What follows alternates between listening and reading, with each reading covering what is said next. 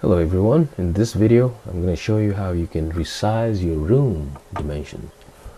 So when you double click on any room, okay, like this one here, you will see the length, width and height, alright, but maybe that's not what you want. So maybe you want 450 length, you want that 50, and that you want that maybe 80. Maybe you're building a tunnel, I don't know, but you get the point. So you can resize whichever way you want. I can decide I want standard height and maybe 200. I'm building just a kitchen, and maybe by 100. Not very big, but here you go. So now I'll start bringing in my cabinets and whatnot.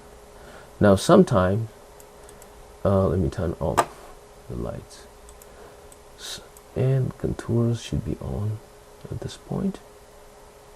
Contours, so I can see those lines. Alright, so at some point you may realize that the room is maybe too small and customer wants to add maybe 40 inches or whatever. So I can go to the plan view and measure using the new dimension. So what's the length so far?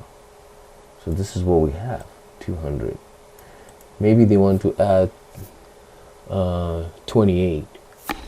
So that's easy. So 228. Right? And you see what's happening here too. It's really nice.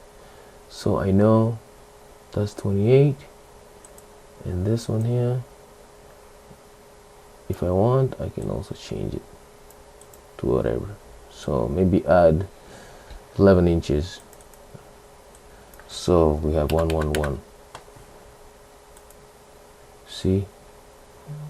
So I can continue with my design. If you have any questions, pro100usa.com.